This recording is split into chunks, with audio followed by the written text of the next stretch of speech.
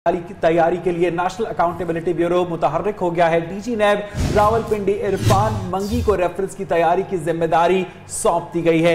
यह अहम फैसला चेयरमैन नैब कमर जमान चौधरी की जेर सदारत इजलास में किया गया। शरीफ खानदान के खिलाफ रेफरेंस दायर करने की हतमी मंजूरी नैब एग्जीक्यूटिव बोर्ड इजलास में दी जाएगी। इरफान मंगी पनामा केस की JIT का हिस्सा रहे हैं। अहम खबर से आपको आगाह कर रहे हैं। इस हवाले से मजीद बात करते हैं। ब्यूरो चीफ इस्लामाबाद मोहम्मद कामरान हमारे साथ मौजूद हैं। जी कामरान, बताइएगा क्या होने जा रहा है? जी मिशेल, ये नैब का आज पनामा फैसले के बाद ये पहला आला सतही इजलास था जिसकी सदारत चेयरमैन कमर जमान चौधरी ने की और इसमें बाज़ाब्ता तौर पर ये प्रोसिक्यूशन डिपार्टमेंट जो है नैब का, उसे जिम्मेदारी सौंप दी गई है कि वो नवाज शरीफ साहब, साबिक वज़ीर आज़म, उनकी साहबजादी मरियम नवाज, उनके दोनों बेटे हसन और हुसैन और उनके दामाद कैप्टन रिटायर्ड सफदर और उनके समधी इसहाक डार, इन 6 अफराद के खिलाफ सुप्रीम कोर्ट के फैसले की रोशनी में करप्शन और करप्ट प्रैक्टिसेस का रेफरेंस जो है वो दायर करेंगे और 3 रेफरेंस दायर करने की बाकायदा मंजूरी हुई है। यानी इन तमाम अफराद। कामरान, क्या रेफरेंस दायर करने से पहले गिरफ्तारियां भी अमल में लाई जा सकती हैं, ये बाद में होगा?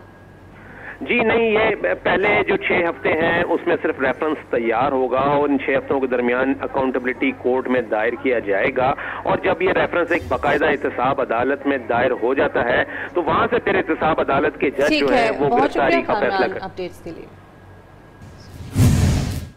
और अभी आपको अपडेट करें कि वजारत उस्मा के लिए कागजात नामजदगी जमा करवाने के लिए 3 बजे का वक्त मुकर्रर किया गया था, जिसके बाद जांच पड़ताल का सिलसिला शुरू किया जाना था। इस वक्त आपको अपडेट कर रहे हैं, बराह रास्त आपको बता रहे हैं कि वजारत उस्मा के लिए कागजात नामजदगी जमा करवाए जा चुके हैं और इस वक्त जांच पड़ताल का सिलसिला जारी है। अहम इजलास भी हुआ। इससे पहले आज 2 बजे तक का वक्त दिया गया था कागजात जमा करवाने के लिए, जिसके बाद जांच पड़ताल का सिलसिला शुरू होना था। अपडेट आपको कर रहे हैं, वजीर आजम के इंतखाब के लिए कागजात नामजदगी की जांच पड़ताल का सिलसिला जारी है। जांच पड़ताल के बाद बाकायदा वोटिंग की जाएगी, जिसके बाद इस अमल को आगे बढ़ाया जाएगा। अभी आपको अपडेट कर रहे हैं, इससे पहले अहम इजलास भी हुआ है। इससे पहले आपको अपडेट करें कि जो अपोजिशन जमातें हैं वो किसी नाम पर मुत्तफिक नहीं हो पा रही थी, इत्तेफाक नहीं कर पा रही थी। और अभी आपको अपडेट करें कि वजीर आजम बनने की दौड़ के लिए 6 उम्मीदवारों ने कागजात नामजदगी जमा करवा दिए हैं। स्पीकर कौमी असम्बली सरदार अयाज सादी की जानिब से कागजात नामजदगी की जांच पड़ताल का सिलसिला भी शुरू हो चुका है। आपको बताएं कि मुस्लिम लीग नून की जानिब से शाहिद खाकान अब्बासी, पीपल्स पार्टी की जानिब से खुर्शीद शाह और नवीद कमर, तहरीक इंसाफ, मुस्लिम लीग काफ और अवामी मुस्लिम लीग के मुत्तफिका उम्मीदवार शेख रशीद होंगे। अपडेट कर रहे हैं आपको MQM पाकिस्तान की जानिब से किशोर ज़हरा और जमात इस्लामी के साहबजादा तारिकुल्लाह ने कागजात नामजदगी जमा करा दिए हैं। स्पीकर आज ही मदे मुकाबिल उम्मीदवारों के नामों का ऐलान करेंगे, जबकि कल दोपहर 3 बजे वजीर आजम के उम्मीदवार का इंतखाब होगा। बात करेंगे, हमारे नुमाइंदे जावेद बलोच हमारे साथ मौजूद हैं। जावेद बलोच, बताएगा इस वक्त क्या किया जा रहा है, अपडेट कीजिएगा।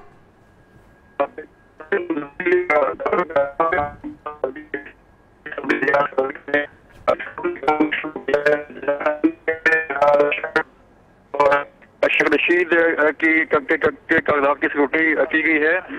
बताया जा रहा है कि शेख रशीद ने शाहिद खान अब्बासी के खिलाफ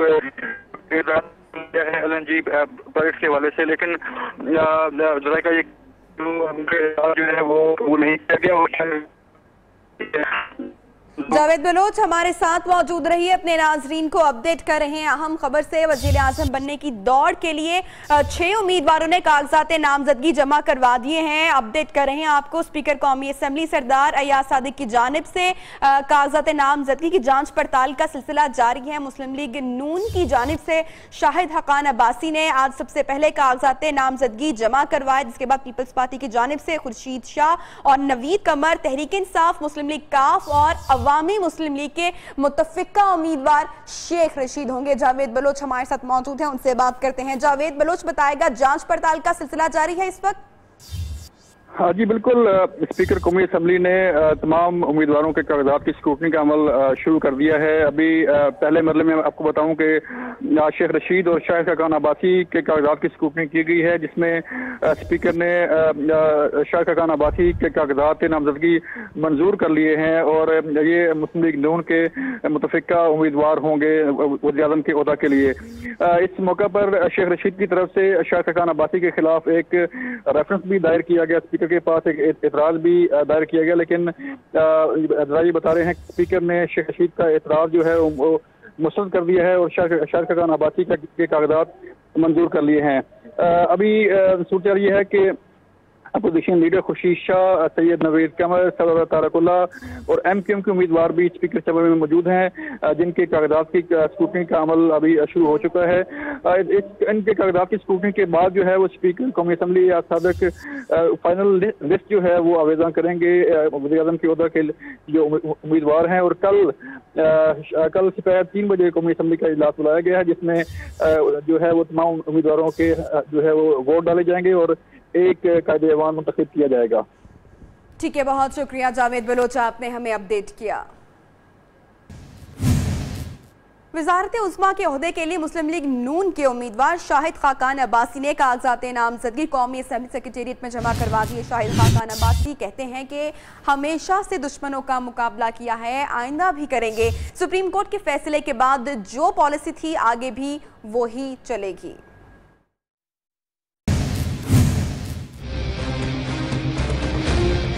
वज़ारत उज़्मा के लिए नून लीग के उम्मीदवार शाहिद खाकान अब्बासी के कागजात नामजदगी जमा। शाहिद खाकान ने अपने कागजात कौमी असम्बली सेक्रेटेरिएट में जमा करा दिए। उनकी जानिब से एजाजुल हक और गुलाम बीबी भरवाना तजवीज़ और तायद कुनंदगान हैं। मीडिया से गुफ्तगू में शाहिद खाकान अब्बासी ने दावा किया कि मुस्लिम लीग नून वज़ीर-ए-आज़म के इंतखाब में भारी अक्सरियत से कामयाबी हासिल करेगी।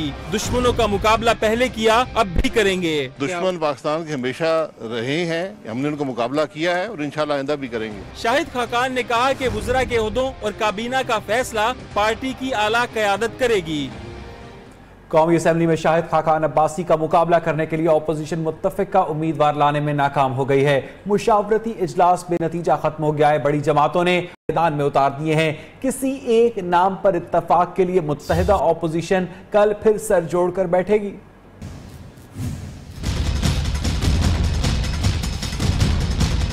शाहिद खाकान अब्बासी के मुकाबले में अपोजिशन मुत्तफिका उम्मीदवार लाने में नाकाम।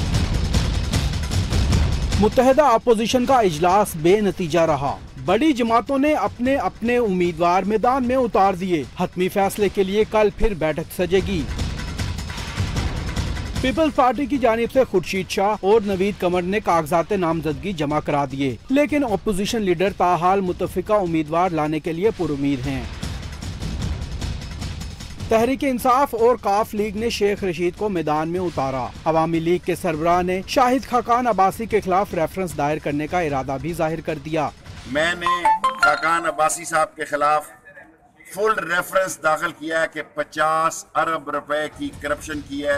शाह महमूद कुरैशी और चौधरी परवेज इलाही का कहना है कि अपोजिशन किसी एक नाम पर मुत्तफिक हो गई तो बाकी उम्मीदवार कल तक अपने कागजात नामजदगी वापस ले लेंगे। अभी डिसाइड कर रहे हैं, जमा कराएंगे कागज, लेकिन उसके बाद भी एफर्ट जारी रहेगी। जमात इस्लामी की जानिब से साहिबजादा तारिक उल्लाह वज़ारत उज़्मा की दौड़ में शामिल हैं, जबकि फटा अरकान ने शाहिद खाकान अब्बासी को वोट देने का ऐलान किया है।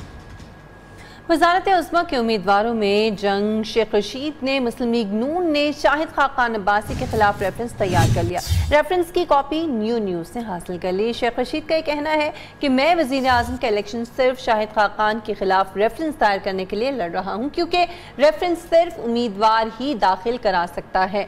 अहम खबर से हम आपको आगाह कर रहे हैं, एक जंग की सी सूरत हाल है। इस वक्त मुख्तलिफ सियासी जमातों ने अपने अपने उम्मीदवार जो है वो सामने लेके आए हैं। कागजात नामजदगी भी जमा कराए गए हैं आज वज़ारत उज़्मा के लिए। और PTI की तरफ से शेख रशीद ने मुस्लिम लीग नून के शाहिद खाकान अब्बासी के खिलाफ रेफरेंस तैयार कर लिया है। रेफरेंस की कॉपी जो है वो न्यूज़ ने हासिल कर ली है।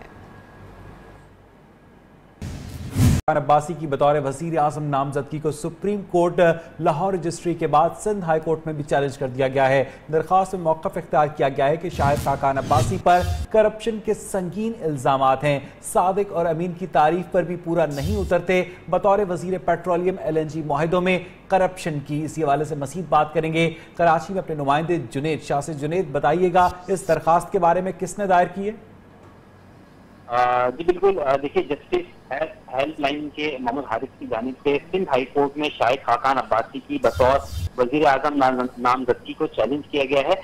दरखास्त में वफाकी वजारत कानून, वजारत पार्लिमानी अमूर, वजीर आजम हाउस, नैब, FIA समेत दीगर जो है वो महकमों को फरीक बनाया गया है। दरखास्त गुजार का यही कहना है कि शाहिद खाकान अब्बासी जो है बतौर वजीर आजम पेट्रोलियम LNG मुआहिदों में जो उन्होंने करप्शन की, इस हवाले से नैब में जो इनके खिलाफ तहकीकात की जा रही थी। ताहम दरखास्त में यह भी बताया गया है कि मियां मोहम्मद नवाज शरीफ की जानिब से उनके खिलाफ तहकीकात रोक दी गई थी, जबकि शेख इमरान को गैर कानूनी तौर पर MDPSO मुकर्रर किया गया था और ये तहकीकात भी जो है वो नवाज शरीफ के कहने पर जो है वो रोक दी गई थी। लिहाजा खाकान अब्बासी जो है वो वजीर आजम के ओहदे के लिए अहल नहीं है और ना ही सादिक अमीन है। लिहाजा इनकी जो है वो नामजदगी को जो है मुस्तरद किया जाए, जबकि इनके खिलाफ जो है वो नेट रेफरेंस भी कायम किया जाए।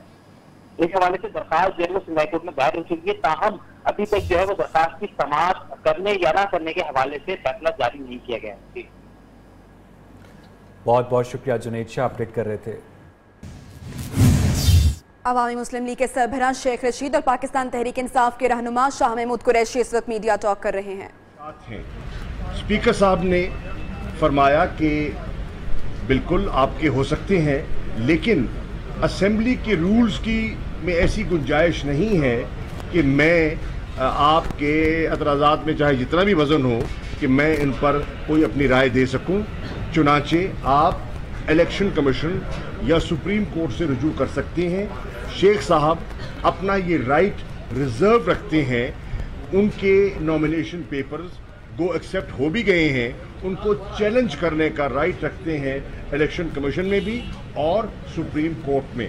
और तीसरी बात, जॉइंट अपोजिशन का इजलास हुआ और कल सुबह हमें तय पाया है कि कल सुबह 11 बजे जॉइंट अपोजिशन के जो साहिबान हैं जिन्होंने नॉमिनेशन फाइल किए हैं वो सुबह मिलेंगे खुर्शीद शाह साहब के चेंबर में और हमारी कोशिश होगी कि हम एक उम्मीदवार पर मुत्तफिक हो सकें और हम एक मरतबा फिर मुअद्दबाना गुजारिश करेंगे दीगर सियासी जमातों से शेख साहब की सियासी और कानूनी जंग को सामने रखते हुए इनकी ज़ात पर सब इत्तफाक कर लें। शुक्रिया। बिस्मिल्लाहिर्रहमानिर्रहीम।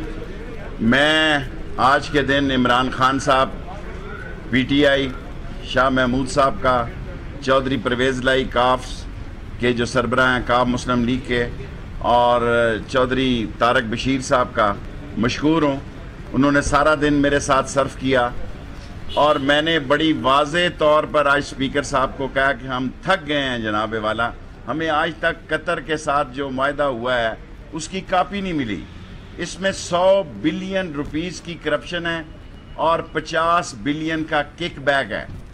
और दूसरी बात ये जो मैंने अर्ज़ की है कि MNA काउंसलर नाज़म इलेक्शन लड़े तो उसके एसेट्स का खाना है और प्राइम मिनिस्टर 4 साल के बाद MNA या 5 साल के बाद आता है, उसका कोई खाना नहीं है कि उसके एसेट्स क्या हैं, वो टैक्स पे क्या करता है, उसकी रिटर्न क्या है। उन्होंने मेरे एतराज़ात पर ये कहा है क्योंकि मैंने ये स्टैंड लिया है कि जनाब इन पर शदीद किस्म के एलिगेशन है। मैं 747 के बेचने और ब्लू एयर के बनने उन पे नहीं, जिन चीज़ के सबूत हैं वो मैंने आज पेश किए हैं उन्हें। उन्होंने कहा कि कानून के मुताबिक हम सिर्फ यही दे सकते हैं कि वो MNA है या नहीं है, आप अगली अदालत में जा सकते हैं। उनसे डिसीजन लेने के बाद इंशाअल्लाह हम इलेक्शन कमीशन भी जाएंगे, हम सुप्रीम कोर्ट भी जाएंगे। और मैं एक बात बड़ी वाज़े करना चाहता हूँ कि हमारी पूरी कोशिश है कि जो इतनी बड़ी कामयाबी अल्लाह ने हमें दी है और सारी कौम में एक खुशी का आलम है कि करप्शन में इस मुल्क का वज़ीर आज़म जो कहता है कि मेरे पास क्या केस है, मेरे साथ तो एक कौमा ही निकला है, इंतज़ार करें 19 केसेस हैं। ये सारी ब्रिटिश प्रॉपर्टी, ये सारे आपके एसेट, ये हिल मेटल, ये अजीजिया, ये गल्फ, ये सारी चीज़ें सामने कौम के आएंगी। और ये एक प्रोग्राम के तहत उन्होंने शहबाज का नाम भेजा है, शहबाज शरीफ साहब का, क्योंकि उन पे सीरियस केस है हुदैबिया पेपर का। उसकी सारी इन्वेस्टिगेशन मुकम्मल हो चुकी है। हुदैबिया पेपर की सारी इन्वेस्टिगेशन मुकम्मल है। अगर उनका रेफरेंस खुल जाता है तो यकीनी तौर पर उनका केस फाइनल है और इसहाक डार उन पे शक्ति हैं। वो इस मुल्क में कोई कैंडिडेट नहीं हो सकते, वो नाअहल होंगे। मैं आप सब मीडिया का भी, पीटीआई का भी, काफ का भी, तारक का भी और शाह महमूद साहब का खास तौर पर मशकूर हूँ कि सारा दिन उन्होंने मेरे पे सर्व किया। Thank you very much. Awami Muslim league के सरबराह शेख रशीद मीडिया टॉक करे थे, उनके साथ मौजूद थे शाह महमूद कुरैशी। आगे बढ़ते हैं, अब आपको बताएं कि मरी में मौजूद नवाज शरीफ लाहौर कब जाएंगे। न्यूज़ ने खबर मुस्लिम लीग नून के जराये के मुताबिक नवाज शरीफ बुध को अबूरी वज़ीर आज़म शाहिद खाकान अब्बासी की मुमकिन तकरीब हलफ बरदारी में शिरकत करेंगे और इसके बाद जुमेरात को लाहौर रवाना होंगे। बात करेंगे हमारे नुमाइंदे आसिम नसीर से। आसिम नसीर, बताएगा साबिक वज़ीर आज़म या नवाज शरीफ की मसरूफियात से मुतल्लिक। हाँ जी नबिया, बिल्कुल साबिक वज़ीर नवाज शरीफ जो है वो जुमेरात को लाहौर वापस आ रहे हैं और उनके वापसी के मौके पर उनके वालियाना इस्तकबाल की तैयारियां कर ली गई हैं और पार्टी ने जो है उनके भरपूर इस्तकबाल के लिए 2 प्लान मरतब किए हैं। हमारे जराये के मुताबिक अगर वो बाई एयर आते हैं तो उन्हें ये लाहौर एयरपोर्ट से बरास्ता माल रोड, उसके बाद किनाल रोड से होते हुए रायवंड जाती उमरा उनके घर तक लेके जाया जाएगा और तमाम रास्ते में उनके साथ एक बड़ी जो है रैली भी की सूरत में, वो एक काफले की सूरत में वो अपने रिहाइश का जाएंगे। और अगर वो मोटरवे के जरिए आते हैं तो मोटरवे ठोकर न्याज बेग से उन्हें रैली की शक्ल में रायवंड रोड पर लाया जाएगा, जिसके बाद वो जाती उमरा जाएंगे। दरमियान में नवाज शरीफ का खिताब भी मुतवक्को है। जराये का ये भी कहना है कि उनके अहले खाना भी उनके हमरा होंगे और उनकी साहबजादी और साहबजादे जो हैं वो इस तमाम इस्तेमाल में उनकी गाड़ी में ही सवार होंगे। उसके साथ साथ ये भी कहा जा रहा है कि आइंदा हफ्ते से नवाज शरीफ भरपूर अपनी सियासी सरगर्मियों का आगाज करने जा रहे हैं और लाहौर के मुख्तलिफ मुकामात पर वो निकलेंगे और खुद अवामी राब्ता मुहिम का आगाज करेंगे। उसके साथ ही NA 120 जहाँ से मुतवक्का तौर पर शहबाज शरीफ का कहा जा रहा है कि वो इलेक्शन लड़ेंगे, वहाँ पर वो इस तमाम इंतखाबी सरगर्मियों को खुद लीड करेंगे। जी बहुत शुक्रिया, आपने हमें अपडेट किया आसिम नसीर। कल इस्लामाबाद में इमरान खान ने आसिफ अली जरदारी के एहतसाब का नारा बुलंद किया तो पीपल्स पार्टी बुरा मान गई। ऑपोजिशन लीडर ने शेख रशीद अहमद की नामजदगी पर एतराज उठा दिया। उनका दावा है कि इमरान खान अकेले नून लीग का मुकाबला नहीं कर सकते। क्या होता है, ऐसी बातें शुरू हुई तो बहुत खतरनाक बातें निकलेंगी। ऑपोजिशन लीडर ने खबरदार कर दिया। उनकी नजर में कप्तान को अभी सियासत सीखने की जरूरत है। सैयद खुर्शीद शाह का इसरार है इमरान खान अकेले नून लीग का मुकाबला नहीं कर सकते। जिस कामयाबी पर वो फूले नहीं समा रहे, इसमें 70% हिस्सा पीपल्स पार्टी का है। मेरी आज भी जॉइंट अपोजिशन है, देखते हैं क्या होता है। अगर वो हमारी बात को, जॉइंट अपोजिशन की बात को समझते हैं तो मिलकर चलना चाहते हैं तो वेरी गुड, नहीं चाहते हैं तो मर्जी है। हर सियासी जमात की अपनी अपनी सियासत होती है। पीपल्स पार्टी के रहनुमा सईद गनी भी नाला नजर आए। उनका कहना है आसिफ जरदारी का नंबर तो अभी बाद में आएगा, इमरान खान पहले अपनी फिक्र करें। तो अब ये देखना पड़ेगा कि इमरान खान साहब खुद भी उस 62-63 के मुताबिक क्वालिफाई करते हैं कि नहीं करते हैं और वो भी असम्बली में रहने के अहल हैं या नहीं है। आसिफ अली जरदारी साहब का तो नंबर शायद बाद में आएगा। पीपल्स पार्टी ने शेख रशीद की नामजदगी पर भी एतराज उठा दिया। सईद गनी ने तो बरमला कहा कि अगर इनका वोट होता तो वो कभी शेख रशीद को ना देते। मेरी राय में अगर मेरा वोट हो तो मैं शेख रशीद। जबकि इमरान खान नाअहली केस में चीफ जस्टिस ने रिमार्क्स दिए हैं कि कानून के मुताबिक हर सियासी पार्टी फंडिंग से मुतालिक ज़राए बताने की पाबंद है, जिसका हिसाब इलेक्शन कमीशन ने लेना है। जस्टिस फैसल अरब ने सवाल उठाया कि सियासी जमात के अकाउंट्स निजी कैसे हो सकते हैं। इमरान खान के वकील अनवर मंसूर ने कहा कि अदालत इस मामले पर कमीशन बना सकती है। कप्तान की भी तलाशी शुरू।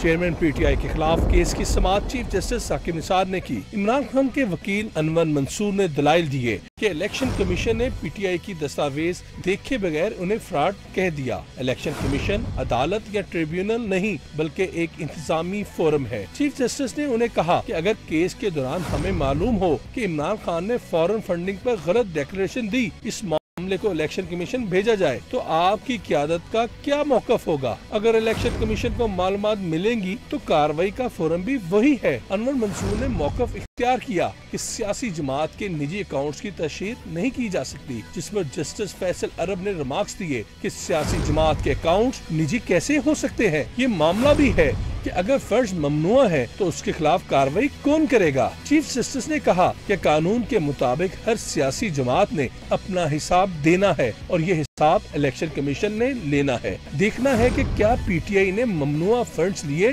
कि नहीं। अदालत के रूबरू हनीफ अब्बासी के वकील अकरम शेख ने दलाइल दिए कि पीटीआई की जानिब से जमा कराई गई दर हकीकत दस्तावेजात जाली तौर पर तैयार की गई। जो दस्तावेजात खुद साख्ता जमा करवाई गई उनके नताइज अदालत जानती है। अकरम शेख के दलाइल जारी थे कि केस की समाअत कल तक के लिए मुलतवी कर दी गई। लीगी रहनुमा हनीफ अब्बासी कहते हैं कि पार्टी फंडिंग केस में इमरान खान ने सुप्रीम कोर्ट में जाली दस्तावेजात जमा कराई। दानियाल अजीज बोले कि साबित हो चुका इमरान खान सादिक और अमीन नहीं। तलाल चौधरी ने कहा कि सुप्रीम कोर्ट के फैसले से दिल टूटे हैं, उम्मीदें नहीं।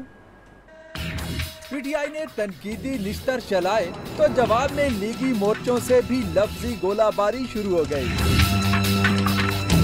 लीगी रहनुमा हनीफ अब्बासी ने कहा कि इमरान खान ने सुप्रीम कोर्ट के सामने झूठ बोला। बनी गाला की मनी ट्रेल का दावा कहां गया? आपने सुप्रीम कोर्ट के सामने झूठ बोल दिया है। आपका 97 के अंदर भी कोई किसी किस्म का एसेट आपने शो नहीं किया, ना ऑफशोर कंपनी न फ्लैट। 5 जगह से आप इलेक्शन लड़ने जा रहे थे, 5 जगह से। टैक्स चोर को भागने नहीं देंगे, इमरान खान को अदालतों में जवाब देना होगा। दानियाल अजीज की कप्तान को चोट। बाकायदगी से असासे भी छुपाए गए हैं, टैक्स भी चोरी हुआ है और वो 1997 का रिकॉर्ड जो अब आपने साबित कर दिया कि साबित करेगा और इनकी अपनी किताब साबित करती है। तो इसलिए इमरान खान तुम अब भागो नहीं, अब यहाँ आके तुमने जवाब देना है। तलाल चौधरी ने तो इमरान खान को किसी का आलाकार होने का ताना जड़ दिया। आपकी हैसियत एक टिश्यू पेपर की है जिसको इस्तेमाल के बाद फेंक दिया जाता है। और नवाज शरीफ की नाअहली के बाद पीटीआई रहनुमाओं की जानिब से लीगी क़यादत पर इल्जामात का सिलसिला जारी है। बाबर आवान कहते शरीफ फैमिली 16 बैंक्स की मकरूज है, एक के बाद दूसरा चोर वजीर आजम नहीं बन सकता। नईमुल हक ने कहा कि मॉडल टाउन लाहौर में 14 बेगुनाह शहरियों के कत्ल का जिम्मेदार शहबाज शरीफ है।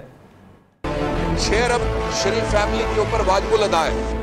पीटीआई रहनुमाओं की वजीर आला शहबाज शरीफ पर इल्जामात की बौछार। इनके ऊपर खून का कर्ज है, 14 खून है। बाबर अवान कहते हैं 16 बैंकों का कर्जा शरीफ खानदान के जिम्मे वाजिबुल अदा है, एक के बाद दूसरा चोर वजीर आजम नहीं बनेगा। चोर के जाने के बाद बड़ा चोर नहीं आएगा और एलएनजी ठेके के बाद एलएनजी प्राइम मिनिस्टर का हशर वही होगा जो गैर कानूनी ठेके का हुआ। पीटीआई के तर्जुमान नईमुल हक ने सानेहा मॉडल टाउन का जिम्मेदार वजीर आला शहबाज शरीफ को ठहराया। साथ ही गैर कानूनी ठेकों के मामले पर खादिम आला के खिलाफ कानूनी चाराजोई का ऐलान भी कर दिया। हमने इरादा किया है कि शहबाज शरीफ के खिलाफ एक पिटीशन दाखिल की जाए। हमने इनके खिलाफ एक रेफरेंस फाइल किया था जो इनके स्पीकर ने मुस्तरद कर दिया था। इनके खिलाफ हमारे इल्जामात बेशुमार हैं। पीटीआई रहनुमाओं ने मजीद कहा कि मुखालिफिन इमरान खान के नाअहल होने का प्रोपोगेंडा कर रहे हैं। नवाज शरीफ नाअहल हुए तो ताहिरुल कादरी भी मैदान में आ गए। सरबराह अवामी तहरीक डॉक्टर ताहिरुल कादरी ने वतन वापसी का ऐलान कर दिया है। ताहिरुल कादरी 8 अगस्त को पाकिस्तान पहुंचेंगे। कारकुनों को इस्तकबाल के लिए एयरपोर्ट पहुंचने की हिदायत जारी कर दी गई हैं। अहम खबर से आपको आगाह करें, डॉक्टर ताहिरुल कादरी ने वतन वापसी का ऐलान कर दिया है और उनकी तरफ से तारीख जो है वो भी दे दी गई है। 8 अगस्त बताई जा रही है जब वो पाकिस्तान पहुंचेंगे और कारकुनों को इस्तकबाल के लिए एयरपोर्ट पहुंचने की हिदायत भी जारी की गई हैं। वजारत उस्मा की दौड़ के लिए 6 उम्मीदवारों के कागजात नामजदगी मंजूर किए गए हैं। मुस्लिम लीग नून के शाहिद खाकान अब्बासी, तहरीक इंसाफ, मुस्लिम लीग काफ और अवामी मुस्लिम लीग के मुत्तफ़िका उम्मीदवार शेख रशीद अहमद और पीपल्स पार्टी के खुर्शीद शाह और सैयद नवीद कमर के कागजात नामजदगी दुरुस्त करार दिए गए हैं। स्पीकर कौमी असम्बली सरदार अयाज सादिक ने जमात इस्लामी के साहबजादा तारिकुल्लाह और MQM पाकिस्तान की किश्वर ज़हरा के कागजात नामजदगी भी मंजूर कर लिए हैं। मजीद बात करेंगे इस्लामाबाद में अपने नुमाइंदे जावेद बलोच से। जावेद, बताइएगा इस बारे में। जी बिल्कुल, आज सुबह छह उम्मीदवारों ने कागजात नामजदगी जमा करवाए थे वज़ीर-ए-आज़म के ओहदा के लिए। इसके बाद स्क्रूटनी का अमल शुरू हुआ। स्पीकर कौमी असम्बली साबिक ने तमाम उम्मीदवारों के कागजात की स्क्रूटनी की। जांच पड़ताल के बाद इन 6 के 6 उम्मीदवारों के कागजात नामजदगी मंजूर कर लिए गए और 6 उम्मीदवार हैं जो कल वज़ीर-ए-आज़म के ओहदे के लिए इलेक्शन लड़ेंगे। कल 3 बजे जो है वो कौमी असम्बली का इजलास बुलाया गया है, जिसमें वोट के जरिए जो है एक कायदे ऐवान का इंतखाब किया जाएगा, जिसमें तमाम उम्मीदवार जो है वो हिस्सा ले रहे हैं। मैं आपको यही बहुत बहुत शुक्रिया जावेद बलोच, अपडेट कर रहे थे इस्लामाबाद से। कौमी वतन पार्टी की बेदखली के बाद केपी में तहरीक इंसाफ की हुकूमत को सादा अक्सरियत हासिल है। अपोजिशन की अदम एतमाद की धमकी के बाद वजीर आला परवेज खटक ने मुस्लिम लीग और JUIF के अरकान पर टोरे डालना शुरू कर दिए। पेशावर से रिपोर्ट लिहाज अली की। तो तहरीक इंसाफ वापस आएगी इंशाअल्लाह। वो चूंकि यहाँ पर कारकर्दगी नहीं दिखा सके तो वो जान छुड़ाना चाहते हैं। खैबर पख्तूनख्वा में तहरीक इंसाफ की सूबाई हुकूमत को इस वक्त 124 अराकीनी असम्बली में जमात इस्लामी की हिमायत के बाद 69 अराकीन की सादा अक्सरियत हासिल है, लेकिन इनमें मुनहरिफ ज़ियाउल्लाह अफरीदी और कुर्बान खान किसी भी सूरत वज़ीर आला परवेज खटक की हिमायत नहीं करेंगे। मुस्लिम लीग नून की क़ियादत की जानिब से वज़ीर आला परवेज खटक के खिलाफ अदम एतमाद की तहरीक की इंदिए के बाद पीपल पार्टी के 5 अराकीन ने भी हुकूमत के साथ देने के लिए मशावरत शुरू कर दी। सियासी जोड़ तोड़ के माहिर वज़ीर आला परवेज खटक ने हिफ्ज़ मा तक़द्दुम के तौर पर JUI के फजल शकूर और नून लीग की वजीह जमा के साथ दीगर अराकीन को अपने कैंप में शामिल किया, लेकिन सूबाई वज़रा आतिफ खान और शहराम तरक्की की मुखालिफत वज़ीर आला परवेज खटक के लिए मुश्किलात पैदा कर सकती हैं। कैमरामैन मुईन अली के साथ लिहाज अली, न्यूज़। वक्त हुआ है ब्रेक का और ब्रेक से पहले न्यूज़ अपडेट्स।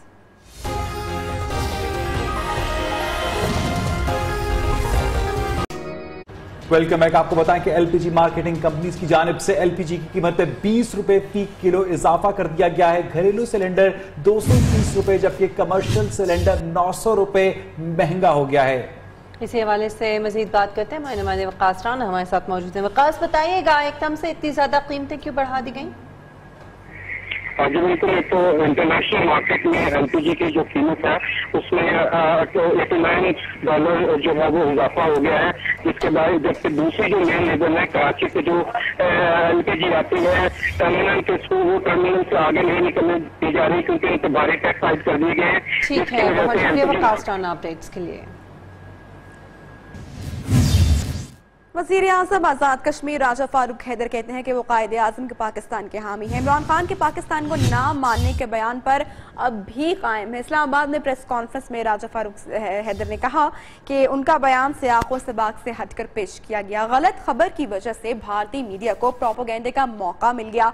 उन्होंने कोई गलत बात की है तो उनकी गर्दन उड़ा दी जाए। इस तरह से राजफीर के वज़ीर आज़म पर ये इल्जाम लगाया जाए और हिंदुस्तान की मीडिया को ये मौका दिया जाए कि वो कल से चल रहा है कि आजाद फिर का वज़ीर आज़म कहता हम सोचेंगे।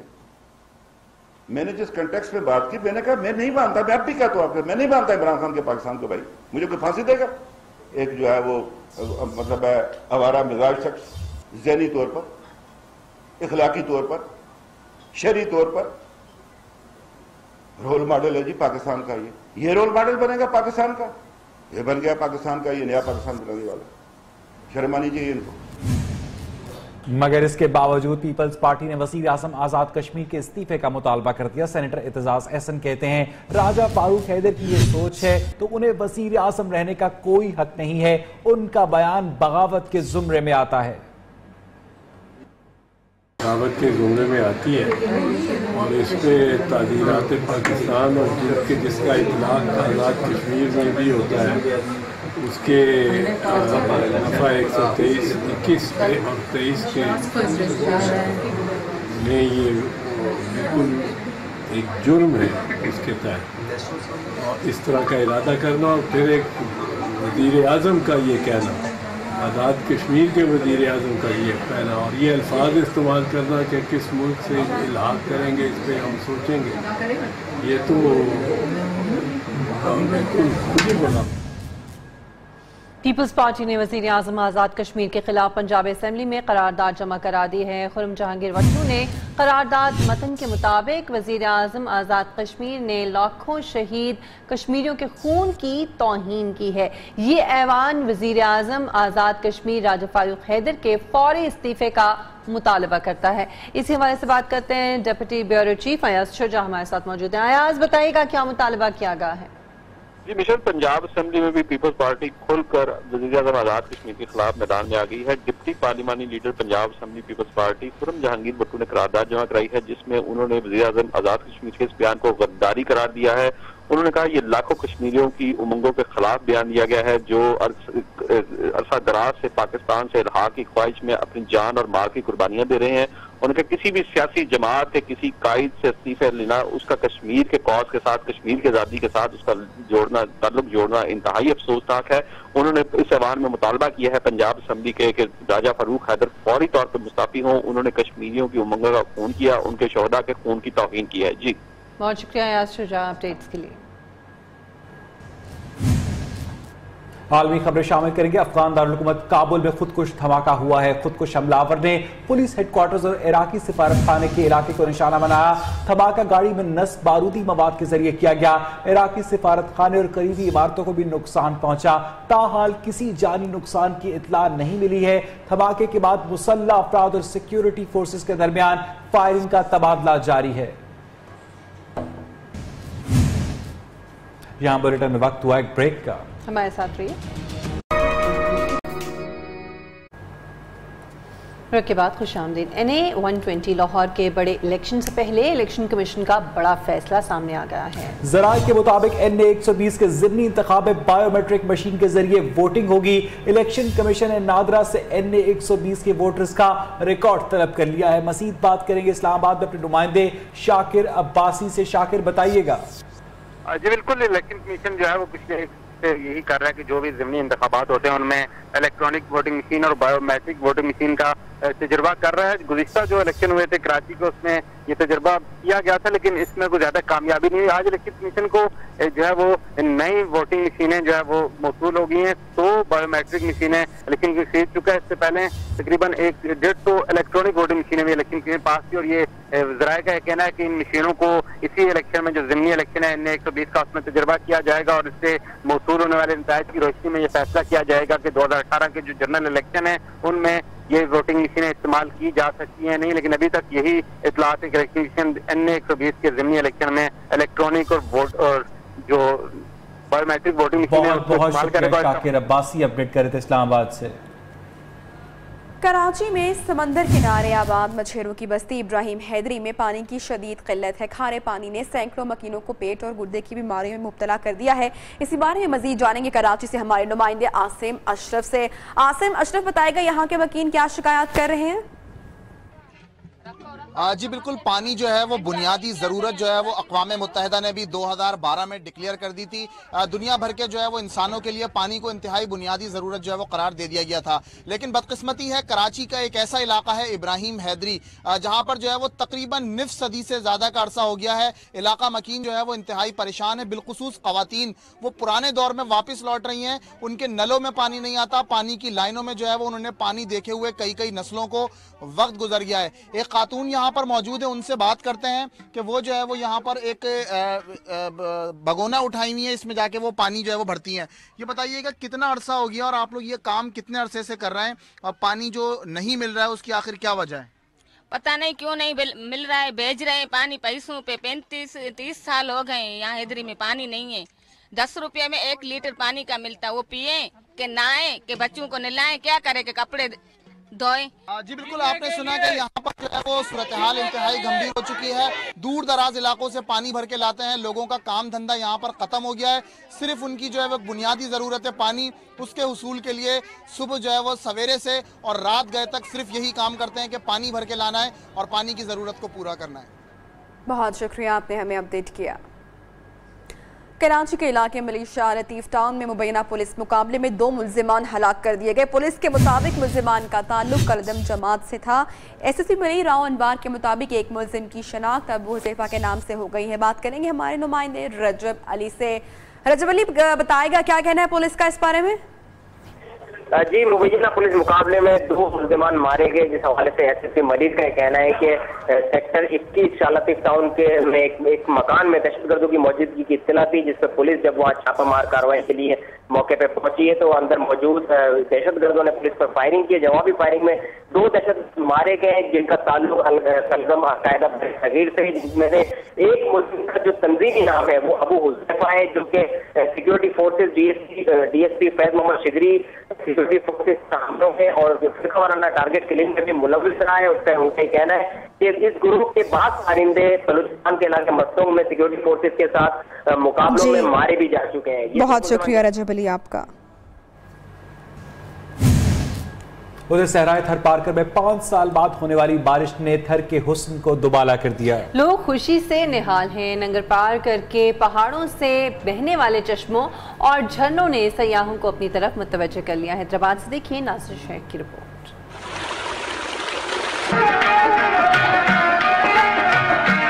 सिंध के सहराए थर में 5 साल बाद अब्रे रहमत बरसी तो थरी खुशी से झूम उठे। मट्टी के खुश्क टेलों और ग्रेनाइट के पहाड़ों से पानी के झरने बहने लगे। हर तरफ हरियाली की चादर बिछ गई तो सिंध भर से लोगों ने तफरी के लिए थर की तहसील नगर पारकर का रुख कर लिया। थर पारकर अपने फितरी हुस्न और कुदरती वसाइल से मालामाल है, लेकिन यहाँ के रहने वाले लाखों थरी बाशिंदे खतई गुर्बत की आखिरी लकीर से भी नीचे जिंदगी गुजारते हैं। अब बारिश के बाद घूमने के लिए आने वाले अफराद से थरियों को रोजगार के मौके मुयस्सर आएंगे। जरूरत इस बात की है कि थर पारकर में टूरिज्म को फरोग दिया जाए। कैमरामैन नदीम जई के साथ नासिर शेख, थर पारकर। इसके साथ ही 3 बजे के बुलेटिन में अब तक के लिए इतना ही। हमें इजाजत दीजिए और आप देखें ब्राजील में एडवेंचर और पार्टी, वो भी एक साथ।